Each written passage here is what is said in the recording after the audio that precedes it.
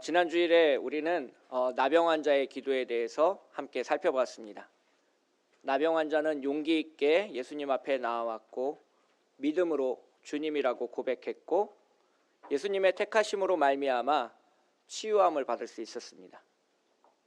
그는 많은 어려움을 뚫고 예수님의 앞으로 나아왔다는 것을 지난주에 말씀드렸습니다. 사람들이 멸시하는 시선을 뚫고 그 예수님 앞으로 나왔습니다. 자신을 혐오하고 싫어하는 사람들의 말을 귀에 들으면서 주님 발 앞에 나왔습니다. 여기에서 우리는 진정한 기도는 어디에서 출발하는가를 알 수 있었습니다. 진정한 기도라는 것은 모든 부끄러움과 수치를 뒤로하고 주님 앞으로 나아올 수 있는 용기를 가져야 한다는 것을 꼭 기억하시길 부탁드리겠습니다. 나병 환자는 예수님 앞에 나와 경배했고 나병 환자는 예수님 앞에 나와 무릎 꿇고 간절히 기도했습니다. 한 나병 환자가 예수께 꿇어 엎드려 간구하여 이르되 원하시면 저를 깨끗게 하실 수 있습니다. 그는 자신의 간절한 기도 제목보다 예수님의 주권을 먼저 말했습니다. 어린아이처럼 달라고 떼쓰기보다는 주님이 원하셔야 자신의 기도가 응답된다라고 고백했습니다. 예수님이 원하시면 내가 나음을 받을 수 있고 주님이 택하셔야 내가 온전히 회복될 수 있고 예수님의 능력만으로 내 삶에 기적이 일어난다고 고백했습니다. 나병 환자의 이 원하시면이라는 네 단어를 살펴보면서 우리의 기도를 되돌아보게 됩니다. 매일 기도하지만 기도의 능력과 이적이 나의 기도에서부터 출발하는 것이 아니라 오직 주님의 택하심에 있다라는 것을 고백하기가 왜 그렇게 어려운지 잘 모르겠습니다. 오늘 본문 가운데서도 나타나듯이 예수님께서는 그 나병 환자를 불쌍히 여기셔서 손을 내밀어 치유하셨습니다. 여기서 손을 내밀어서 치유한다는 것은 예수님께서 그 나병 환자와 함께 하신다는 것을 의미합니다. 예수님은 성육신 하셨습니다. 예수님은 성육신 하셔서 우리와 대화를 나누시고 식사하시고 교제하셨습니다. 예수님은 특별히 죄인들과 세리들과 함께 식사를 나누셨습니다. 이 세상에서 가장 추하고 더럽다고 생각되는 사람들, 많은 사람들이 꺼리는 낮은 계층의 사람들을 품에 안으시고 함께 식사를 나누셨습니다. 오늘 본문 가운데 나병 환자를 예수님은 꺼려하지 않으셨습니다. 냄새가 난다고 멀리하거나 그의 기도를 거절하지 않으셨습니다. 나병 환자가 가지고 있는 아픔과 상처와 함께 하셨으며 그 사람의 고통을 주님께서 품어주셨습니다. 오늘 우리가 고난 가운데 기도하고 있다면 왜 예수님이 나의 기도에 응답해 주시지 않는다고 원망하시는 분이 있다면 이렇게 말씀드리고 싶습니다. 주님이 우리와 함께 하십니다. 그 임마누엘의 하나님이 우리와 함께 하신다는 것을 믿고 기도하시길 부탁드리겠습니다. 예수님은 나병 환자를 치유하시고 나서 두 가지를 부탁하셨습니다. 첫 번째는 삼가 아무에게 아무 말도 하지 말라고 명령하셨습니다. 둘째, 내 몸을 제사장에게 보이고 내가 깨끗하게 되었으니 모세가 명한 것을 드려 그들에게 입증하라고 말씀하셨습니다. 구약성경 레위기 14장을 보시면 나병 환자의 정결에 관한 규례가 나옵니다. 깨끗해진 나병 환자는 제사장에게 가서 자신의 몸을 진찰하고 나서 완전히 나았다는 사실이 파악되면 정결한 새 2마리를 가지고 제사를 드립니다.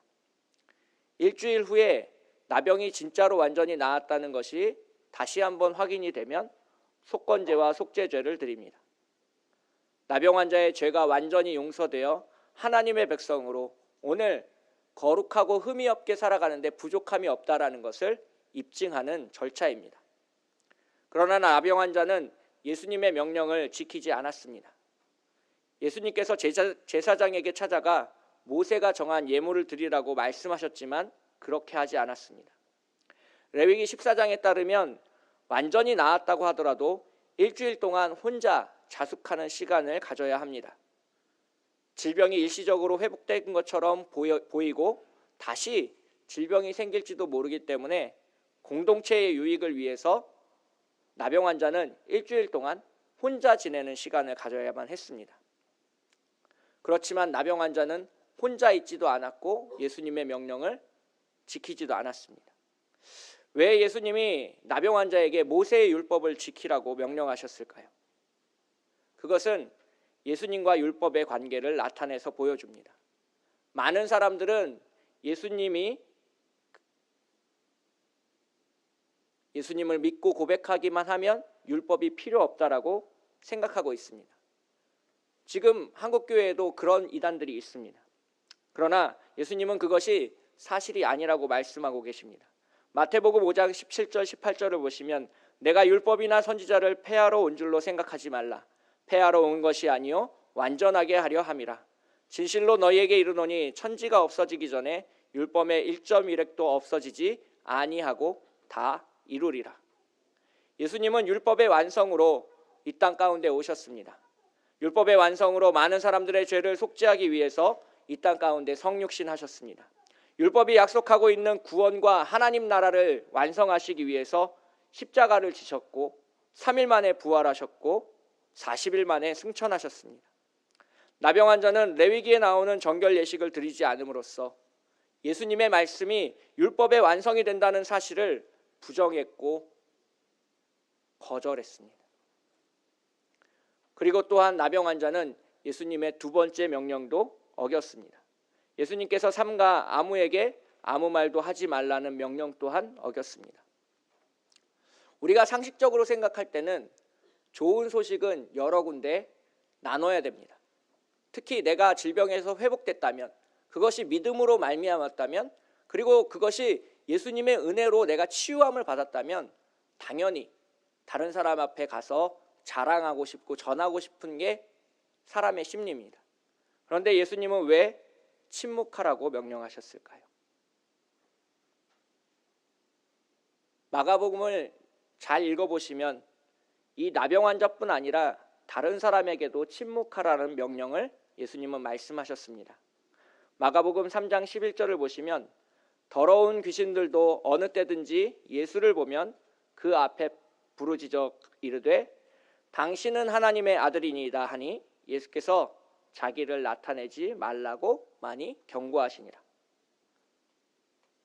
마가복음 5장 42절에 보시면 야이로의 딸을 살리시는 장면에서도 침묵하라는 명령을 하십니다. 달리다 붐이라고 명령하시면서 이 야이로의 딸을 살리시고 나서 예수님은 5장 42절을 보시면 소녀가 곧 일어나서 걸으니 나이가 12살이라.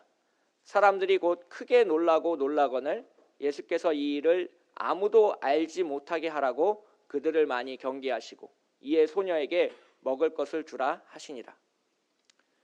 신약성서를 연구하는 사람들은 이것을 마가복음에 나타난 메시아의 비밀 사상이라고 말합니다. 많은 본문에서 예수님은 자기 자신을 다른 사람들에게 알리지 말라고 말씀하셨습니다. 왜 그랬을까요?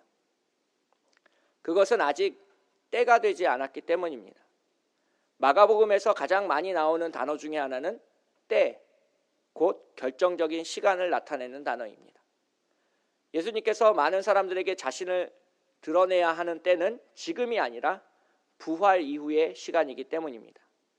나병 환자가 치유받았다는 사실도, 죽은 야이로의 딸이 부활했다는 사실도, 귀먹고 말을 더듬는 사람을 에바다라고 말하심으로 치유하신 사건도, 베드로가 예수님을 주는 그리스도시요 살아계신 하나님의 아들이시니이다라고 고백하는 신앙 고백도 모두 부활 이후에 알려져야 하는 사건들이었기 때문입니다. 쉽게 말하면 예수님은 십자가의 죽음과 부활이 완성되기까지는 자기 자신이 유명해지는 것을 원치 않으셨습니다.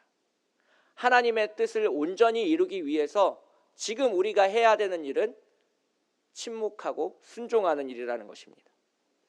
그러나 나병 환자는 이 예수님의 깊은 뜻을 알 수 없었고 예수님의 침묵하라는 명령이 무엇인지 혼자 생각해보는 시간을 갖지 않았습니다.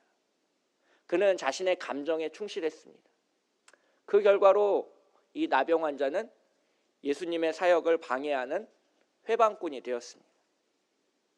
나병 환자는 예수님의 두 가지 명령에 불순종했습니다.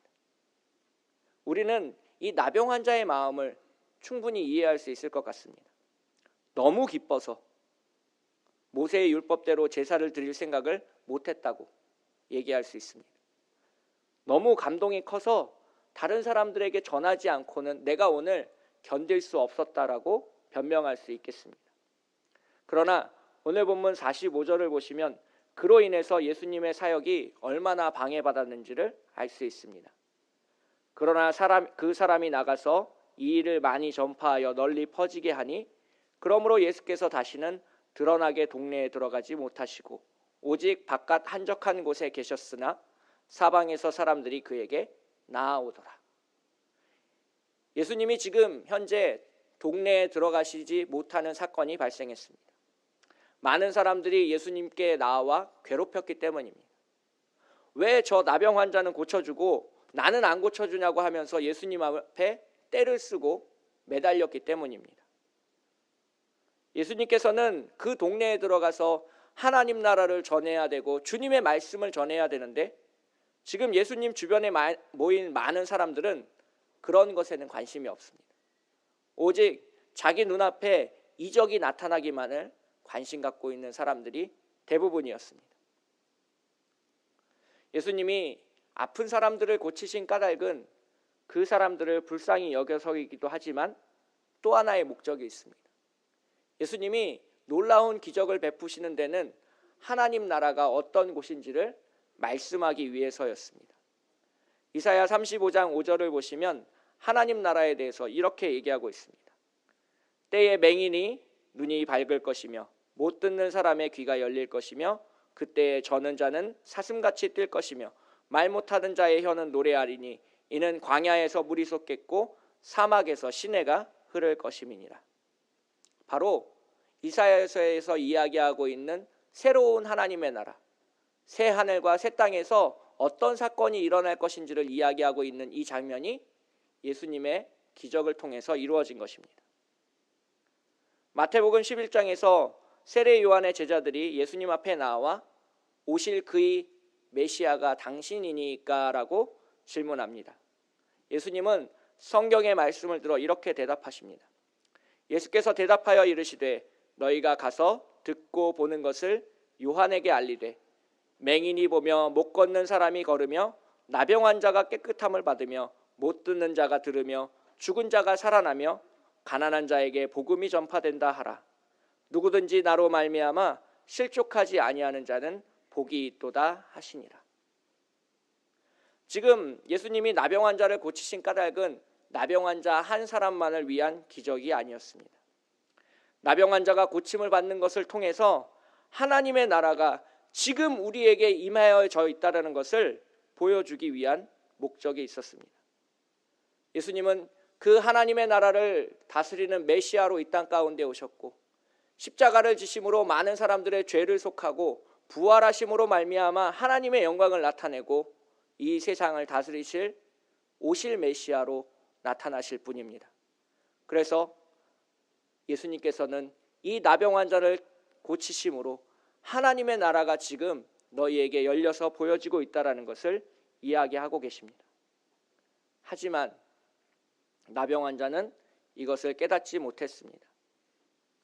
나병 환자는 침묵 명령에 담긴 심오한 비밀을 알지 못했습니다. 예수님께서 왜 나를 치유해 주셨는지에 대한 고민과 반성이 없었기 때문입니다. 단지 지금 나를 회복시켜준 예수님의 기적에만 관심을 가지고 있었기 때문입니다. 평생의 소원이 이루어져서 너무 기쁜 나머지 예수님이 나에게 말씀하신 명령들을 잊어버렸기 때문입니다. 기적을 경험했지만 주님의 은혜를 입었지만 예수님의 말씀에 귀 기울이지 못했습니다. 은혜를 경험했지만 주님의 제자로 살아가는 것에 실패했습니다. 나를 향한 기적과 나에게 베푸시는 하나님의 사랑에만 우리가 관심을 갖는다면 우리는 주님의 명령에 순종할 수 없는 나병 환자가 될지도 모르겠습니다. 나를 통해 어떻게 하나님의 나라가 이루어져 가는지를 궁금해하고 살펴보고 주님의 음성을 들을 수 있어야 하겠습니다. 어쩌면 우리도 나병 환자처럼 오늘을 살고 있는지 모르겠습니다. 예수님 믿고 이만큼 성공하고, 예수님 믿고 이렇게 부자가 되고, 예수님 믿고 이렇게 평안하게 살아왔으니 내 인생은 성공한 인생이라고 말하고 계신지도 모르겠습니다. 아니면 반대로 예수님이 왜 나의 기도만 들어주시지 않는다고 원망하면서 오늘 불평하고 계신지도 모르겠습니다. 그러나 우리의 기도에 앞서, 우리의 평안함에 앞서 더 중요한 것이 있습니다.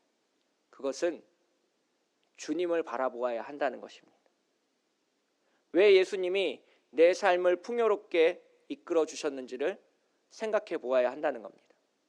왜 예수님이 다른 사람의 기도에는 응답해 주고 내 기도에는 침묵하셨는지 고민해 보아야 한다는 겁니다. 많은 사람들이 예수님 앞에 나왔지만 모든 사람들이 기적을 경험한 것은 아니었습니다. 기적을 경험하고 주님의 은혜를 누린 사람들은 온전한 신앙 고백으로 주님 앞에 무릎 꿇고 경배한 사람들이었습니다. 그 사람의 믿음을 주님께서 불쌍히 여기셨기 때문이었습니다. 그리고 또 하나의 목적이 있습니다.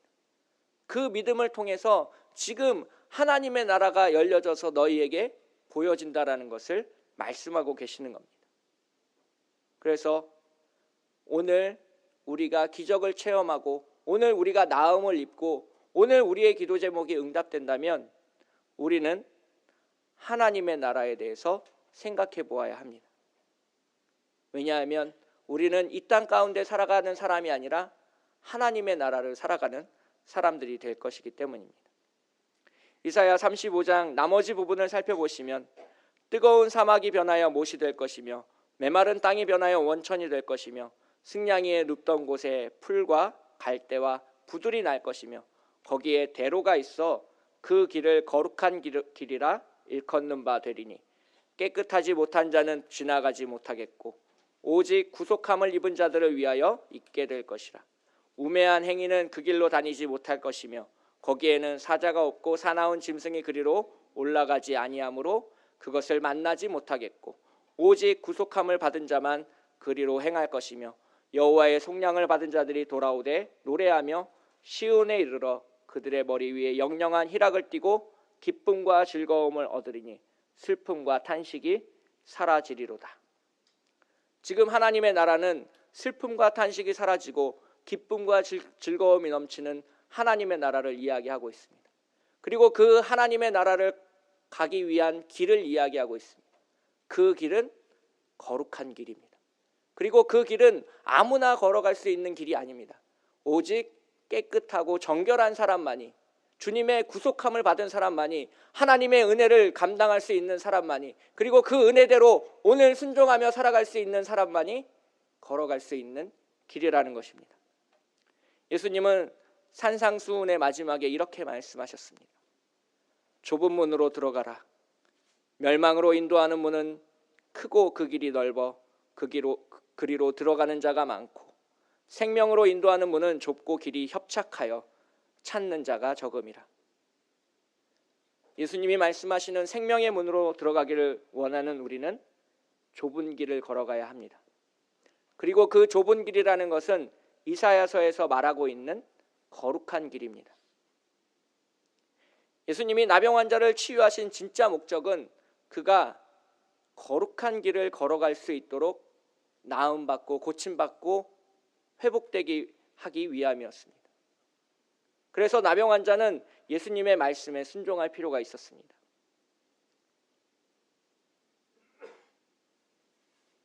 꼭 기억하셨으면 좋겠는데, 기적은 우리 믿음의 완성이 아니라 우리 믿음의 출발점입니다.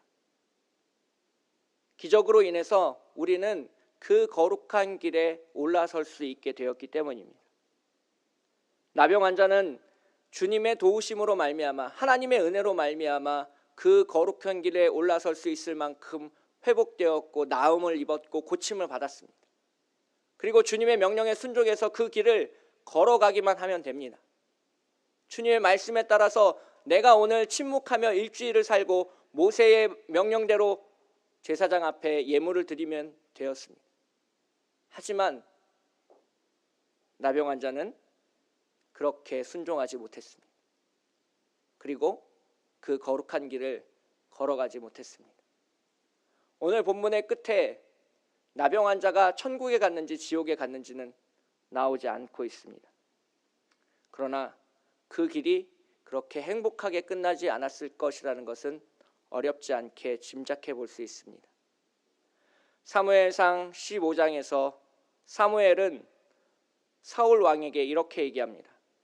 여호와께서 번제와 다른 제사를 그의 목소리를 청종하는 것을 좋아하심같이 좋아하시겠나이까.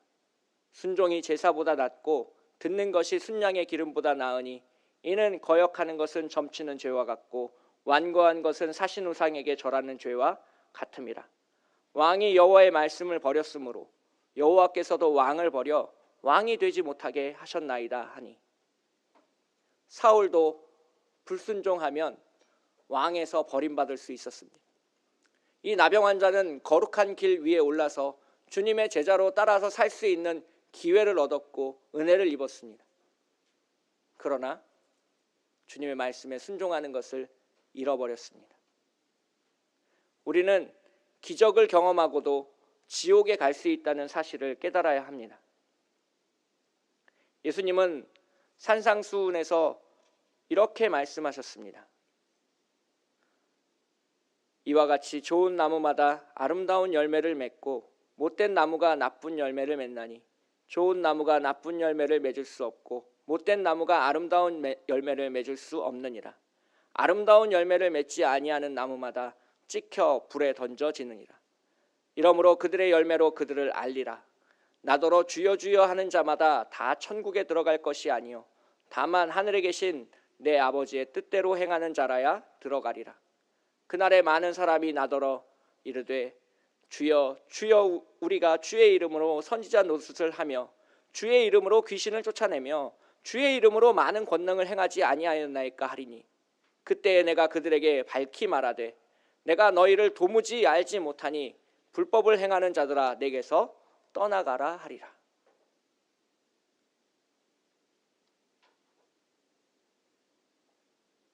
나병 환자는 순수한 사람이었습니다. 나병 환자는 용기 있는 사람이었습니다. 나병 환자는 주님을 고백한 사람이었습니다. 나병 환자는 복을 많이 받은 사람이었습니다. 한마디로 이야기하면 그는 좋은 사람, 굿 퍼슨이었습니다. 그러나 그것으로는 충분하지 않다는 것을 오늘 본문이 경고해 주고 있습니다.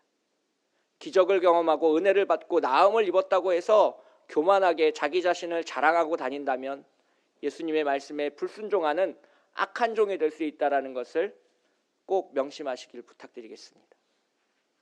오늘 우리는 나병 환자처럼 기적을 경험했지만 불순종하는 삶을 살아가고 있는 것은 아닌지 되돌아보아야 합니다. 하나님이 우리에게 부와 명예와 권력을 더하신 까닭이 무엇인지 다시 한번 물어보아야 합니다. 오늘 나에게 말씀하시는 하나님의 말씀에 귀 기울여야 합니다. 그리고 은혜 가운데서 거룩한 길을 걸어가도록 기도해야 합니다. 기적은 하나님 나라의 완성이 아닙니다. 기적은 하나님 나라로 초대받는 초대장입니다. 그 기적을 통해서 우리는 하나님 나라에 올라설 수 있을 만큼 거룩하고 아름다워지는 것입니다. 그 거룩하고 아름다움을 유지하기 위해서 오늘도 우리는 좁은 길을 걸어가야 합니다. 천국은 오직 거룩하고 좁은 길을 통과한 소수의 사람만이 들어갈 수 있습니다. 오늘 우리에게 중요한 것은 그래서 기적보다 예수님의 말씀입니다. 내 눈에 보이는 것보다 우리에게 들려주시는 주님의 세밀한 음성에 귀 기울이는 것입니다. 오늘 주님의 말씀에 순종하길 원하십니까? 오늘 주님과 함께 거룩한 길을 걸어가길 원하십니까? 주님의 말씀을 들으십시오. 그리고 그 말씀에 순종하시길 부탁드리겠습니다. 함께 기도하겠습니다. 우리를 치유하시는 하나님, 우리를 불쌍히 여겨 주시옵소서. 나병 환자처럼 고침받았지만 주님의 명령에 순종하지 못하는 안타까운 삶을 살고 있습니다. 내가 고침받은 것에만 집중하고 내가 풍요로운 삶을 살아온 것에만 집중하고 예수님이 우리에게 부탁하신 명령을 십자가를 지는 일에는 소홀히 했습니다. 다시 한번 우리를 깨끗하게 하시어 거룩한 길을 걸어가게 하여 주시옵소서. 우리가 순종의 제사를 드림으로 하나님의 영광을 이 땅에 나타내도록 우리를 변화시켜 주시옵소서. 우리를 주님의 자녀 삼아 주시옵소서. 거룩하고 아름다우신 그 하나님의 나라에 들어갈 수 있는 귀한 열매를 맺는 삶을 살게 하여 주시옵소서. 우리를 사랑하시어 십자가를 아까워하지 않으신 예수 그리스도의 이름으로 간절히 기도합니다. 아멘.